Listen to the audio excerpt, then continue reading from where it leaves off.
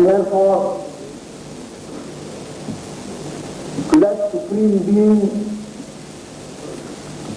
who has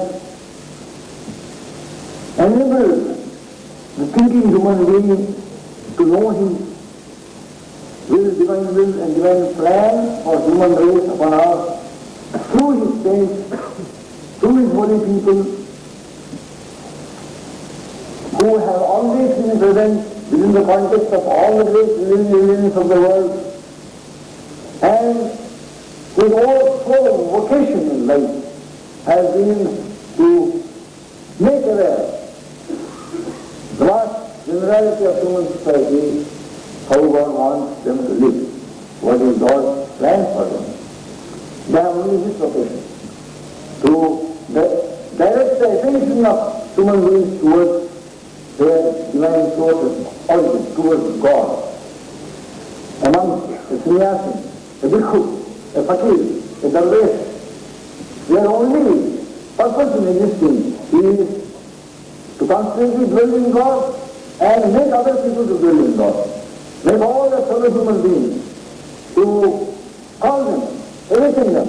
Look here, do not live a self-forgetful life. Do not live an indifferent, careless life. You have come with a purpose. You have got a divine destiny. You are a child of God.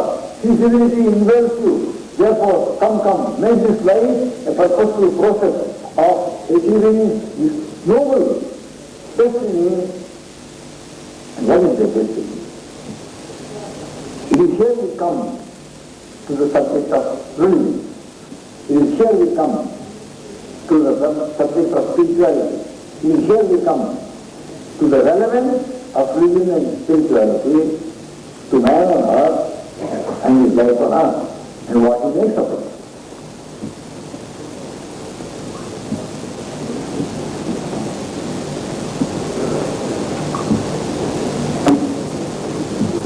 You all know, you are Buddhists, you are people, educated, enlightened, cultured, knowledgeable, and therefore, when these great ones call man and say, O children of God, realize this uniqueness of yours, in that you are in a position to be aware that you are children of God. You are not merely earth creatures. Your physical body may have been given birth by your physical parents, but you who envelop this physical body, you who are a unit, a nucleus of awareness, consciousness, you who know and feel, I exist. And I also know that I exist. I am aware of that I am beingness. I am aware I am.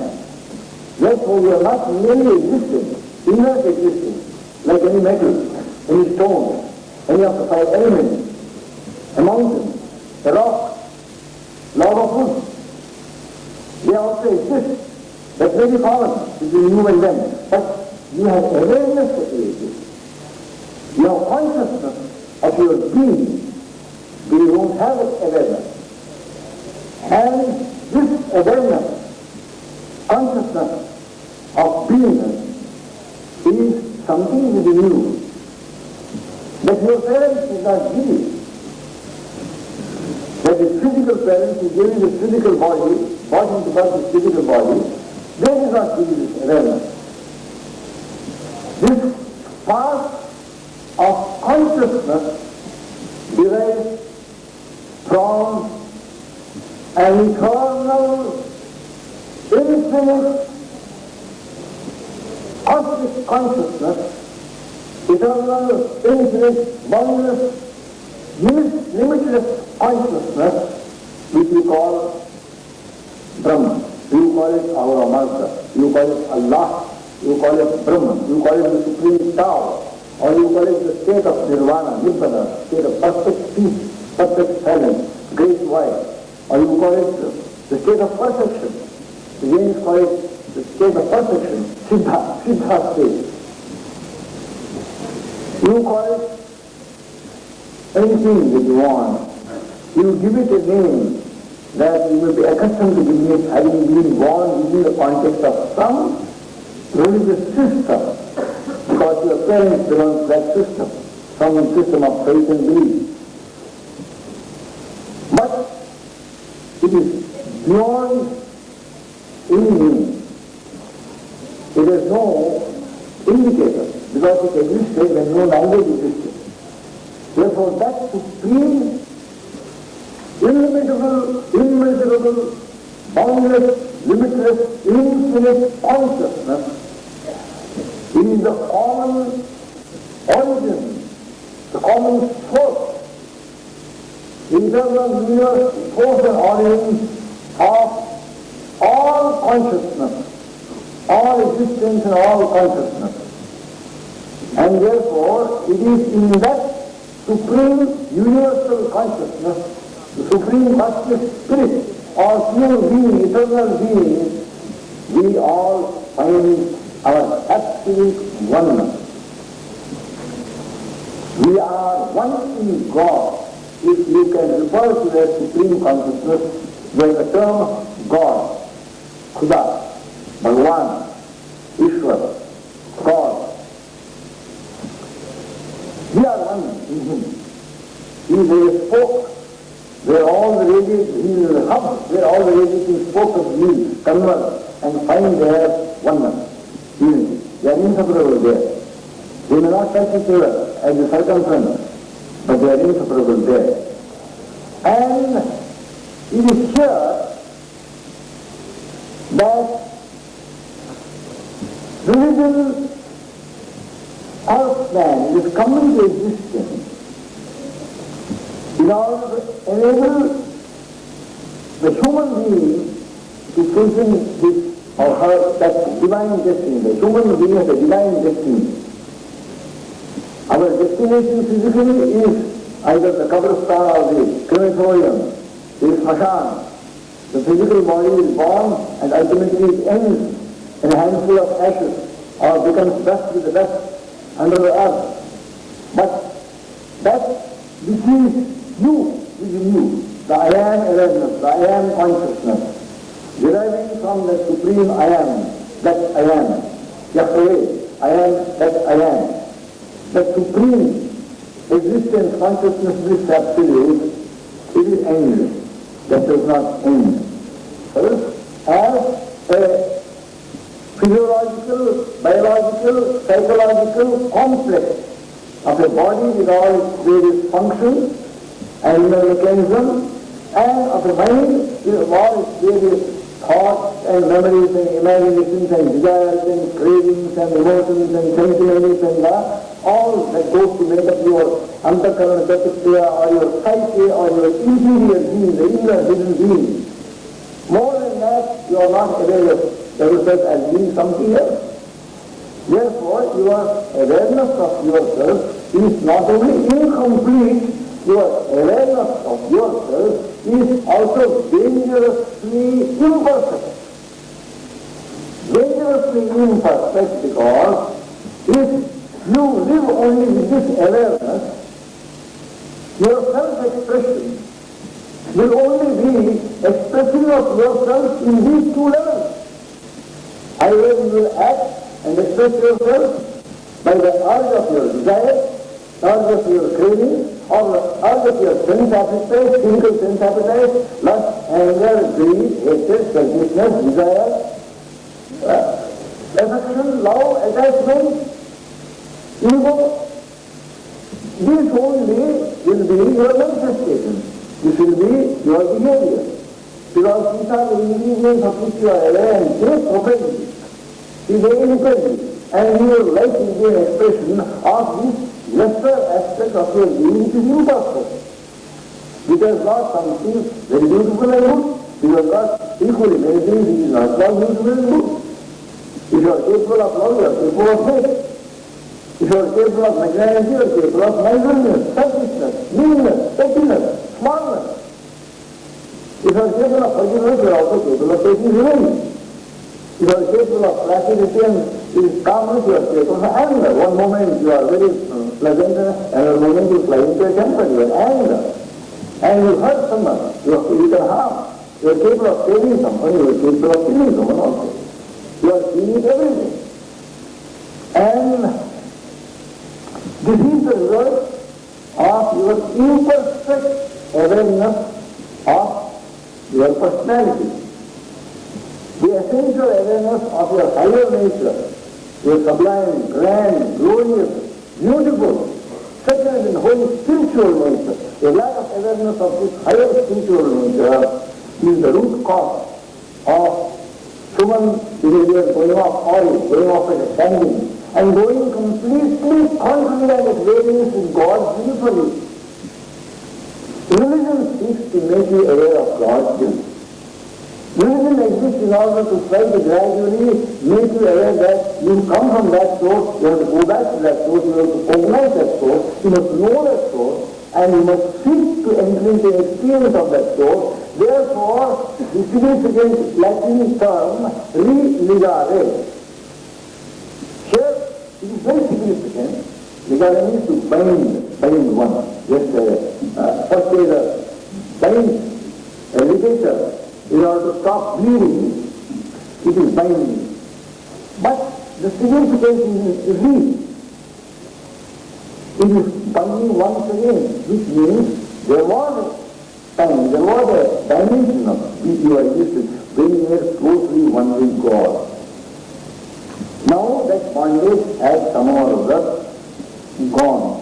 How is it gone? It is not present in our consciousness. We are alienated from the all-perfect source of our divine origin. We are alienated.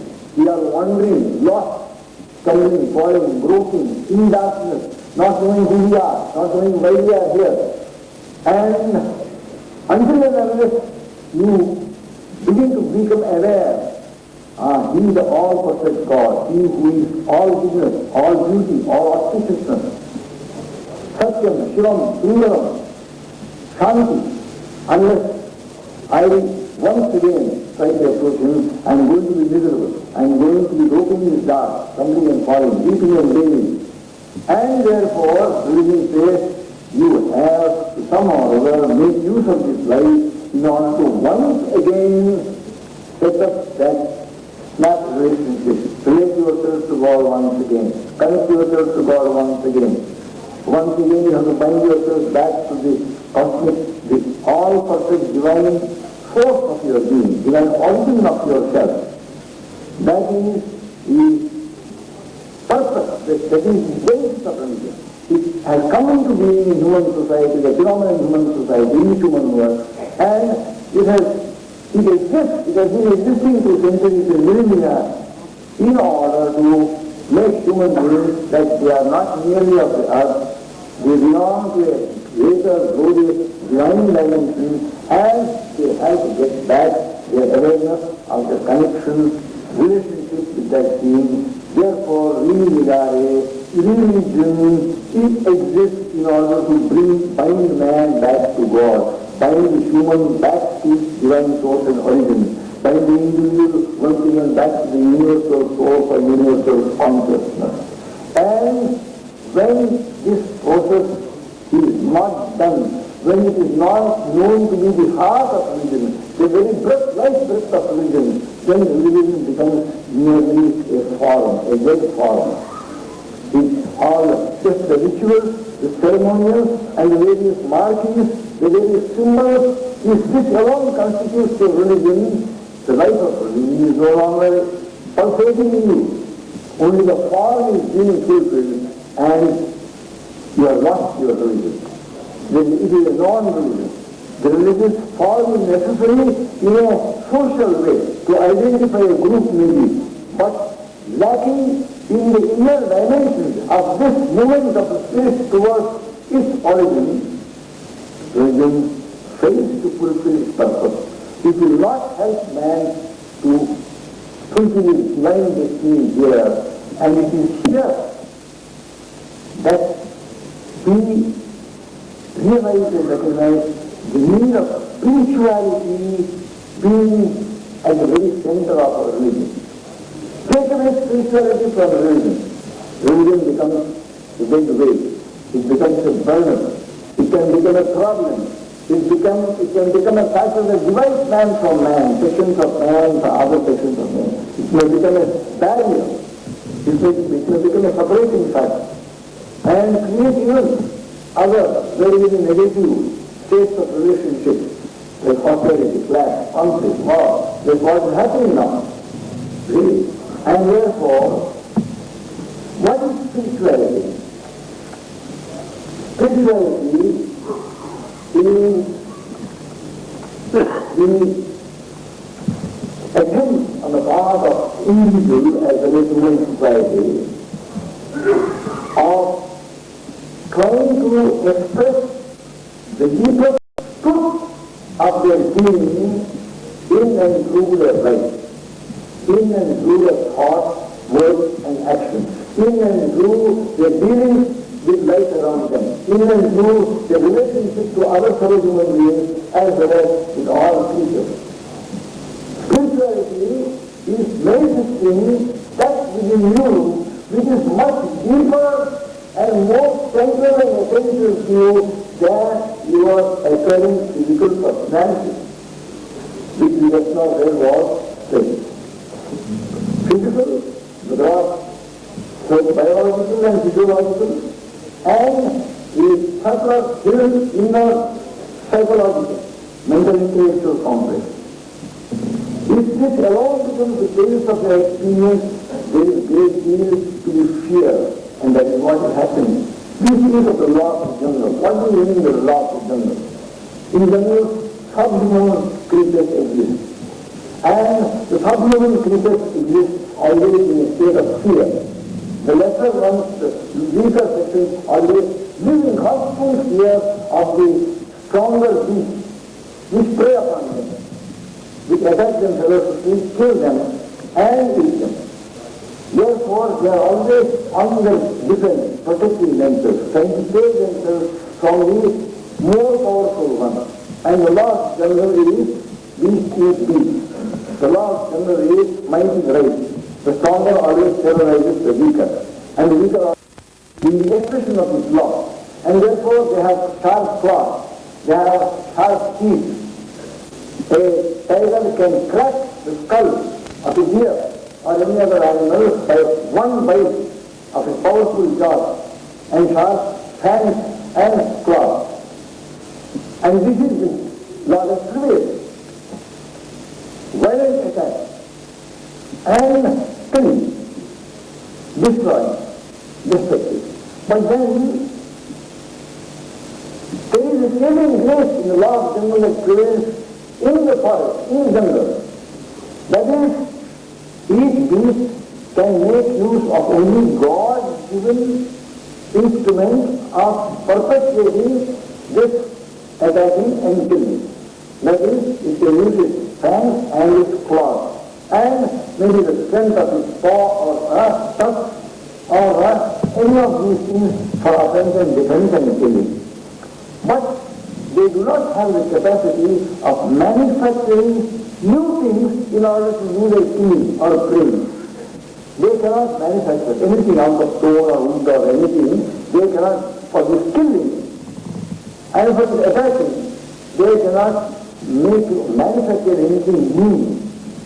But the human animal, when his animal propensities get the better of him, and at the same time his intellect is perfectly all right and very keen, very alert, very intelligent, mankind, under the propensity, under the grip of bestial properties of hate, hostility, enmity, and the urge to violence and destruction, brings to bear his human faculty of intelligence, of learning, of research, in order to manufacture and create things which God did not manufacture.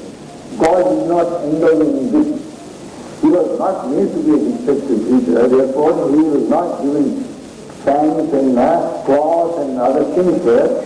He was given a heart to feel, fear to weep at the suffering of others, commiserate with the misery of others, and a heart to feel compassion, kindness, love, the spirit of service. All these potentialities are the faint reflections of the divinity that is within the human breast, human heart. God is all compassion, all love, all mercy, see, all grace, all succor. He comes to succor the aid of those who are suffering and they call upon him. All these form your reality. When the reality is forgotten, when you become irreligious, when spirituality does not really have a place in you, then you no longer make your life a process of expressing and manifesting the spiritual dimension of your higher nature. Your life becomes merely a channel or a ground or field for manifesting and expressing this dangerously run amok negative part of your being. In the grip of desire, in the grip of craving, in the grip of sensual urges, in the grip of hate, in the grip of ill will, in the grip of what? Selfishness and greed, man begins to manufacture weapons to attack, to destroy, to dominate, to become aggressor. Thus, in effect, dehumanizing oneself and descending to a level much lower than that which prevails in the jungle. The law of the jungle is thus attacking and praying. But when consciously, intelligently, mankind begins to manufacture weapons of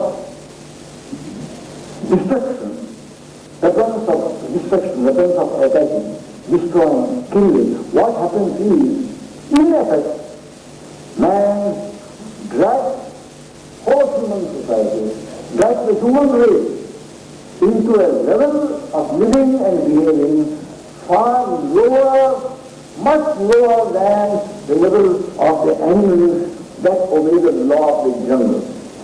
Because they don't deliberately do this. Man deliberately plans, makes research, gets all information yesterday, and out of that produces a Maraka Shakti, a destructive power.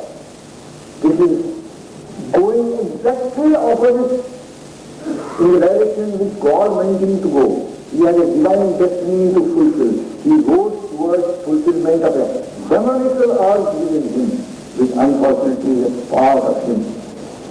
It is only when, through the influence of religion, through the teachings of religious leaders,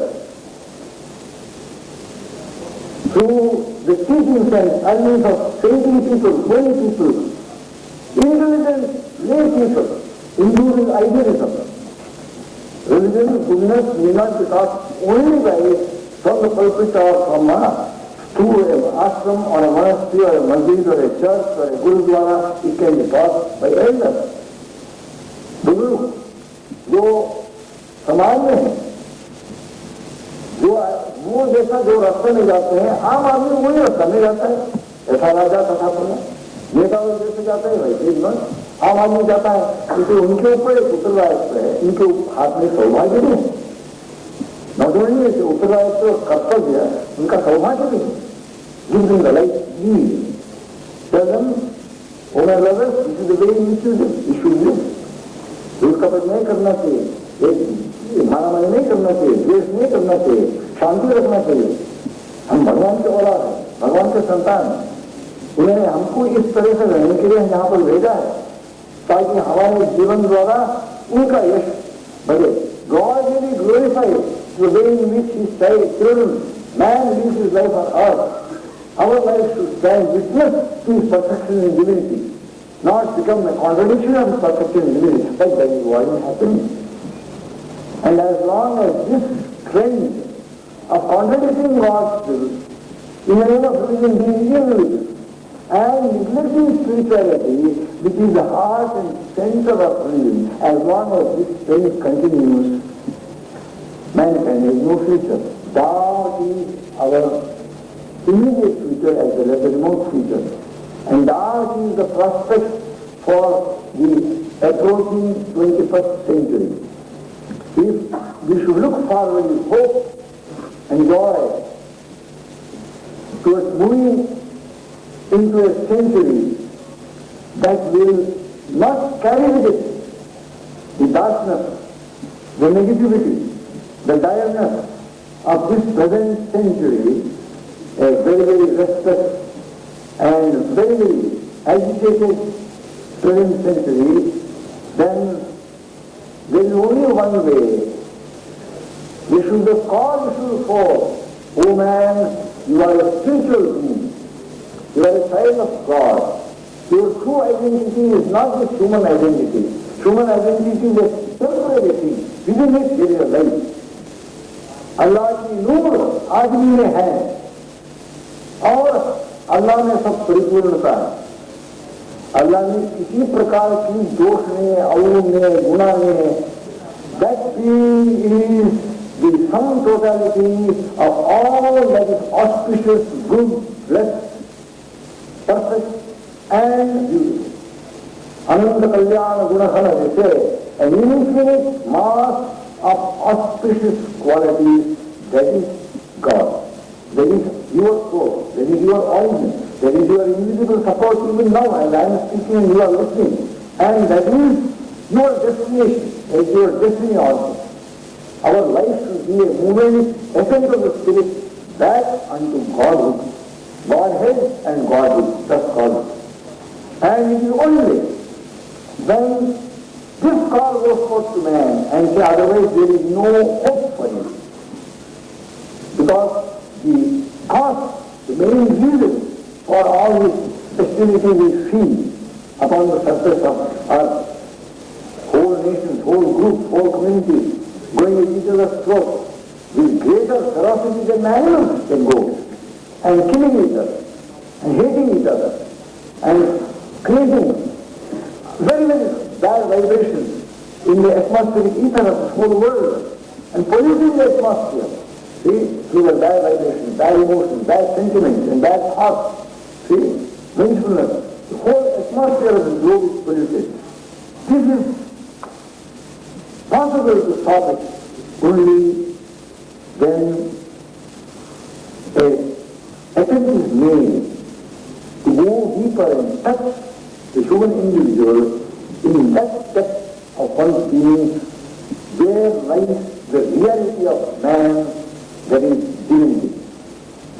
You are a radiant center of spirit, immortal spirit, divine spirit, Atma Tattva, in which lies all that is good, all that is beautiful, all that is holy and sacred, all that is godly and divine.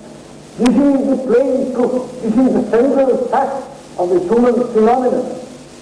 And when that is neglected, ignored, relegated to absolute neglect, man has to grow only in these two dimensions, full of imperfections, full of possibility of God and man, and man being essentially weak, and the normal tendency of the mind always being downward, water very easily flows down an incline. If it has to be lifted, you want machinery, you want electricity, you want a water pump, otherwise it does not go up. Therefore everything goes easily downward, but to lift it upward is an uphill task.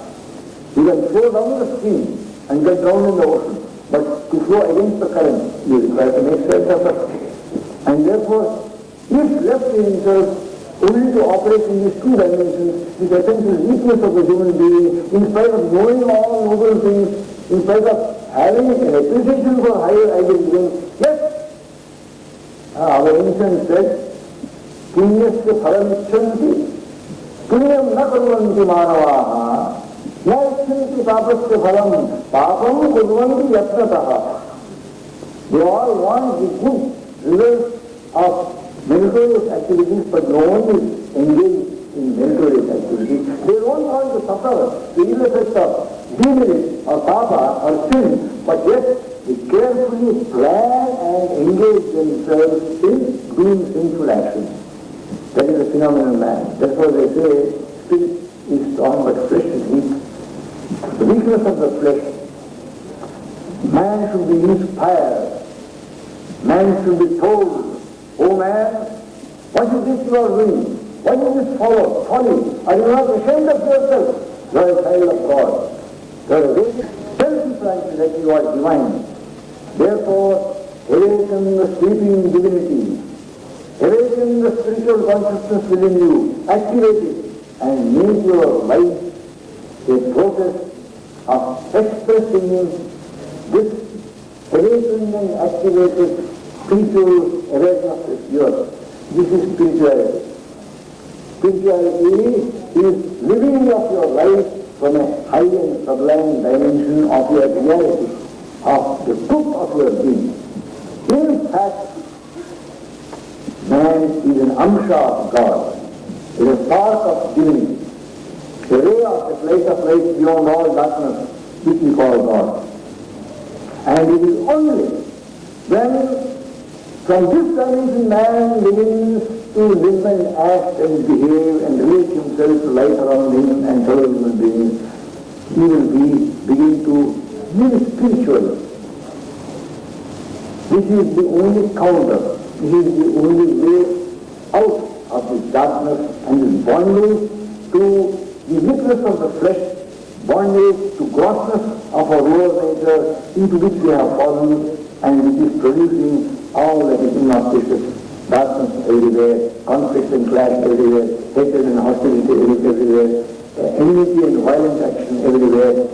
This can go only if the spirit of man, which is divine, which is part of God, is called forth to arise from the slumber, from self-forgetfulness, loss of awareness, and make itself, affirm itself, and assert itself by being dynamically activated and thus pure thought, thinking nobly, thinking in a spiritual manner, through action. The whole of life should be pervaded by the real being within you. You are not living until and unless there is a spiritual awakening and the activation of that divine part of the being, you are not living.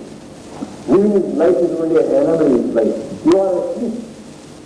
Only this animal in man, the gross animal man is very active, and the imperfect psychological being is active. The spirit is languishing due to neglect and completely ignoring of its existence. This is the great problem. This is the great cause underlying the misery of mankind today at the 10th, last decade of the 20th century.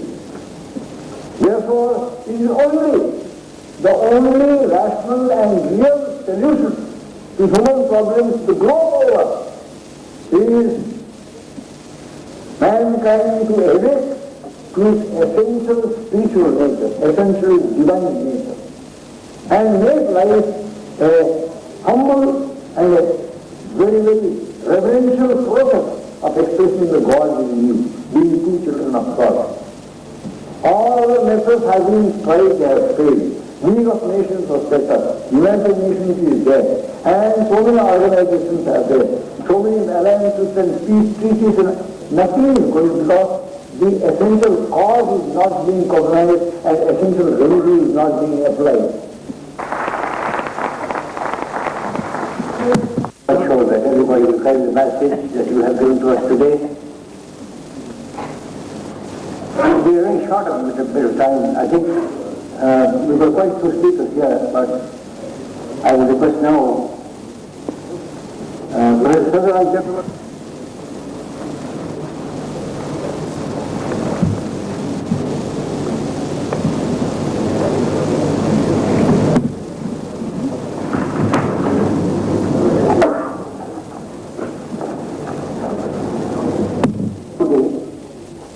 Is very well timed.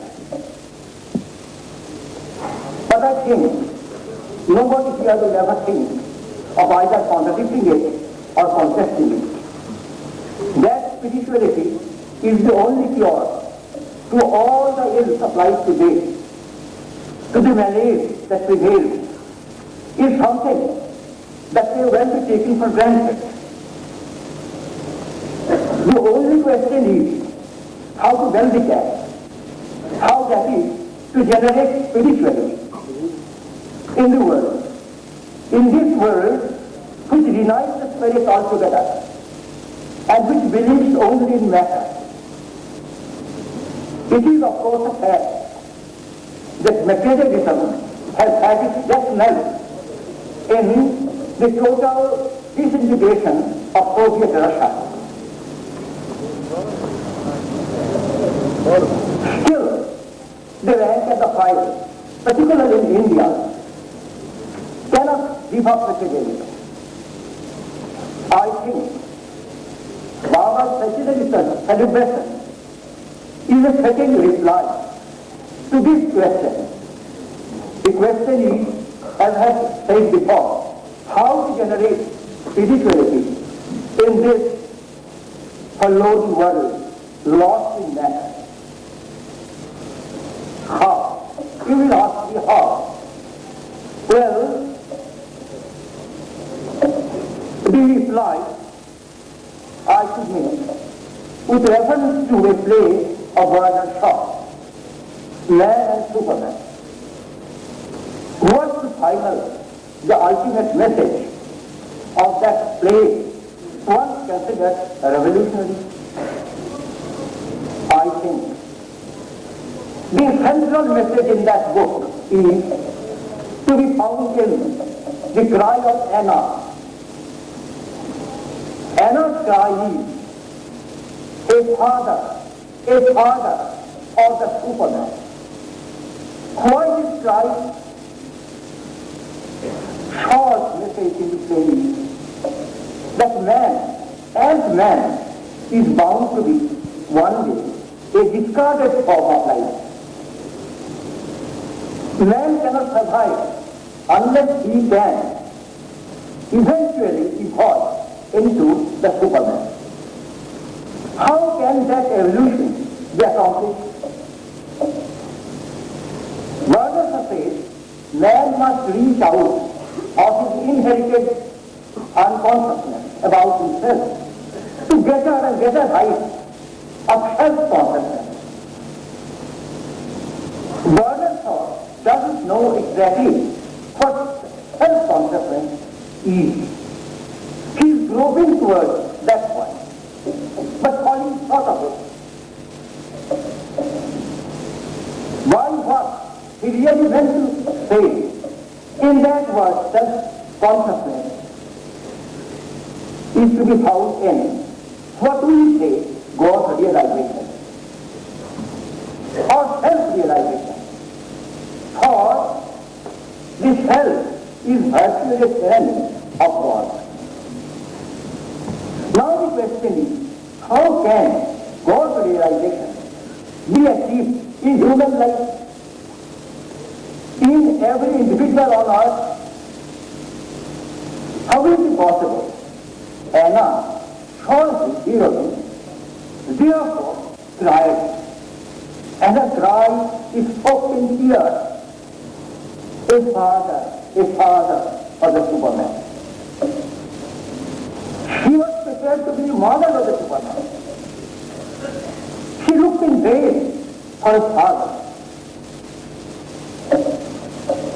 I wish to confess that the father of the Superman is Guru. Guru regenerates man, gives man a new birth, spiritual birth.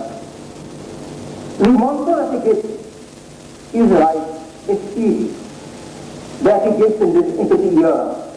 And the initiated disciple has a new birth. He is reborn.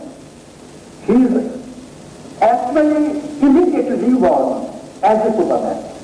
Who is the Superman? The Superman is he who has realized himself, who has realized God. He is a perfect soul as soon as he is initiated. What he does is know it. And sadhana consists in He starts to know that fact. The Guru has given this knowledge, this realization. But even with his body, he hasn't recognized, he hasn't been able to understand the real implications of what he has got. Now, Baba was one such Guru, whom we can call Jagat Guru. Certain facts about his life ought to suffice to substantiate my contention. He used to have frequent spells of samadhi while he was still a baby in his mother's arms. His mother and others around him took those spells of samadhi as fits of convulsion. Then, very early in life, when he was 45 years old, he saw God. But he didn't care to take a cognizance or notice of it. He was anxious to show his father that Lord Shiva was there at his feet. Although he tried that his father should see, he tried to show his father Shiva is present before him. His father couldn't say. Then when he was 26 years old, once again he saw Shiva, Lord Shiva. Then he saw himself in the previous incarnation. As the distinguished speaker before me said, he came to know that he was the Lord Ramakrishna in his previous birth. He at once took his Guru into confidence about it, and his Guru said, yes, I believe it. He said, have I gone mad? Then please arrange for my treatment. I have seen certain impossible things. Our Param Gurudev said, yes, you are right, I believe it. And then, on the day of Holi, well, Baba came to know why he had to incarnate himself again. That was a question that struck him as soon as he had realized what he had been in his previous life. Not what he clue to that, but what the problem. The answer was to be found then, as once again my beloved brother Tapulia has made it clear, Samvamani to Devi, Dharma Samstapanataya. For the regeneration of man, he has promised that he would incarnate himself in all ages, from age to age, and to fulfill that pledge of his, he had to be incarnated as Lord Bhumananda. Now, this time he went to his Guru. He asked his Guru the concept of his Guru and our Divine Mother, who was the close relation of his Guru. He let them sit together in one room, closed room, that was bolted, locked from inside. And then he showed them as their sister, their chosen deity. Param Gurudeva and Param Guru Mata, Baba's Gurudeva and Baba's Guru Mata, they saw Lord Krishna. But Krishna happened to be their sister. Our mother saw Ram, for Ram was her and our Guru was Krishna. Now, Param Gurudeva, that is Baba's Gurudeva, wanted his disciples to show him his Vishnu. He proposed, well, show me your Vishnu. Baba also fulfilled their desire of his Guru. This grand vision, the cosmic vision as it is called, Vishnu Dharma, which Lord Krishna has shown to Arjuna. These three, that is say Baba's Gurudeva, Baba's Guru Mata and our Divine Mother, they free soil. Balaramdeva was to decide himself altogether and literally for 3 days and nights. He couldn't stand up, he couldn't sit up, he couldn't speak a word. He had to be carried from place to place. After 3 days and nights, he wrote a verse of 4 lines asking, Baba, Guru va Ishova, Bhavat Pavaro, non-Vitam. I don't know whether you are the Guru or my Shishya. Only if I know that you are mine and I am yours. Aham te tam ne voi, Pradivishwava Shuddhi Vitam. Then he says, if you are my Guru, well then, I am the Shishya. Here am I, surrendering to you. Do please save me, punish me to life. Pahi, Shadi, Kripaya. And in case I am your Guru, then please allow me to ask you, say, of what stuff you have been made? In that case, this mortal body that I find before me is not your real self. It is a Maya Manushika. Of what stuff are you composed? Do please tell me. Then, for 9 months, Baba was in a very unusual state. He was asking people all around, standing up, sitting down, any time, and almost every time. Well, do you want to see God? Come to me. They all went out in division to all the world. Few feared to come to him.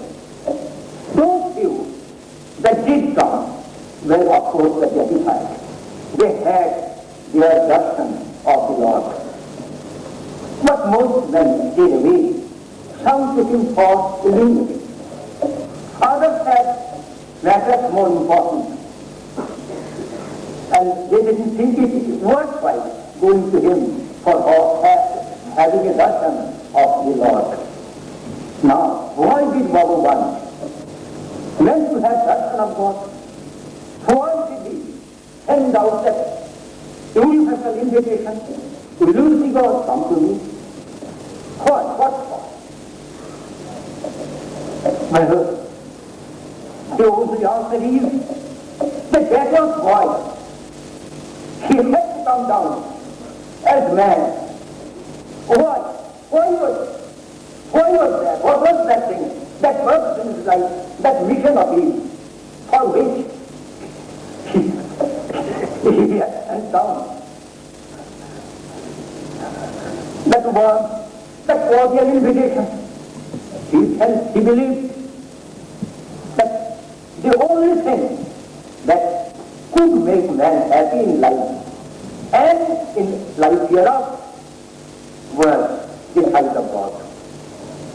See God face to face, have darshan, pratyaksh darshan, and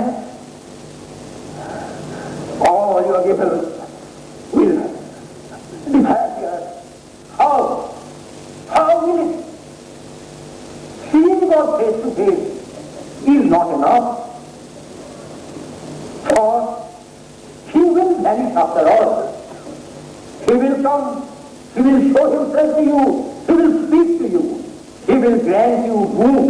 All that is true. But that doesn't suffice. Something more is needed. You must see God in everything, every object, every person, all over the world. And that alone can really make you a superman. That alone can rid you of pain. Your life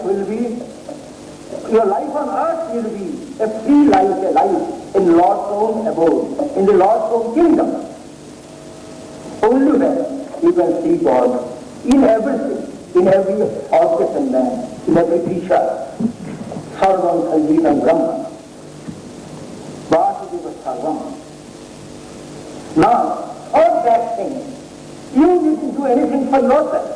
If only you had seen God face to face, then he undertakes to do it for you. He's bit of sadhana on his own part in this life. Then he undertook sadhana for himself.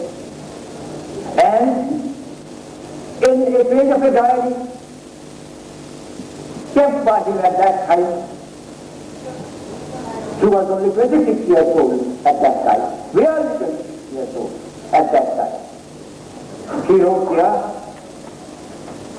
well, in fact, he was not even 26 when he realized that he was God himself, incarnated only to fulfill his own place, Shambhavan Vijay. There, in a page of his diary, he had noted down, this is a world in which poor man cannot undertake any hard course of austerity. Tapasya is beyond it. He writes, they will speak about Gita, they will quote Gita, the entire volume, easily. But what is the mean to say, they won't understand. So, the easiest thing has got to be given to them, the name of God. And do I tell him how? General. He is not telling how. Well, let me say what sentence only this. Now, he has therefore, on the strength of his own realization in this life, left his message for us, same name, and all that he aspired after, including total spiritual perfection, will be at the hollow door bound. This is one message of him. And he has a lot more to say to us, but you see my time is up. So, with salutations at the feet of all images of my master here, I will.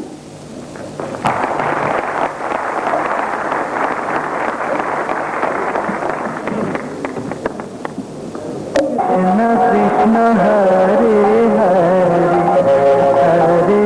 Rama Hare Rama Rama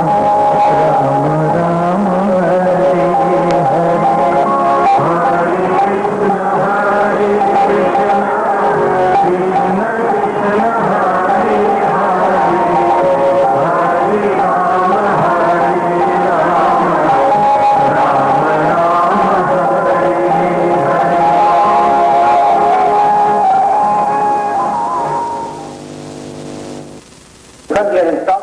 about what she did, what she saw. All the best.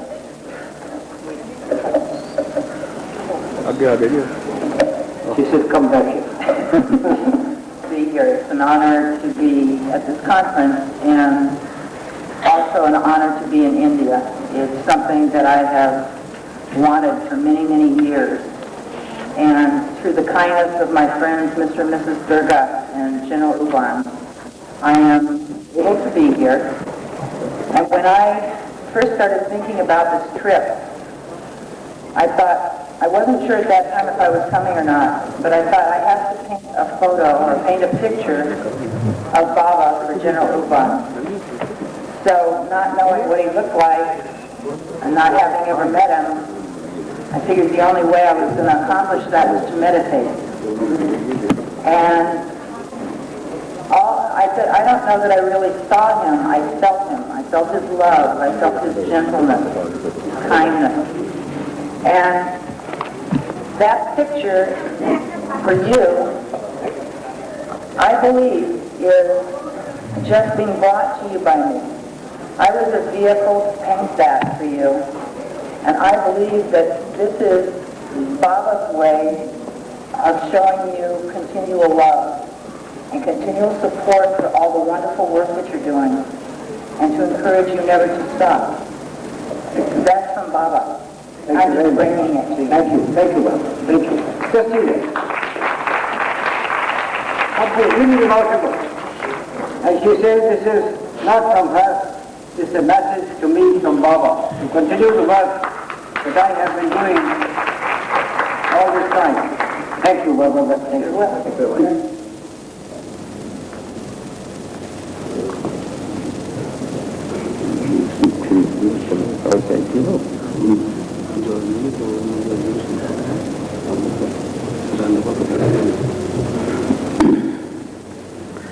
जय श्री गुरु महाराज की जय। जय श्री गुरु महाराज की जय। जय श्री गुरु महाराज की जय। जय श्री भगवान श्री सीताराम दास देव की जय। जय श्री भगवान श्री सीताराम दास देव की जय। जय श्री भगवान सीताराम दास देव की जय।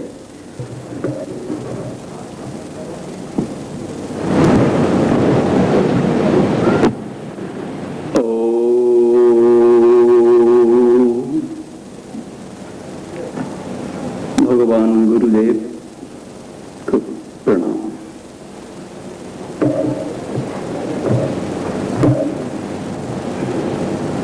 एक बात कहेंगे बाबा के बारे में। बहुत तो सुना है अब लोग, लेकिन बाबा के बारे में जो कोई बोले, जितना बोले अल्प है।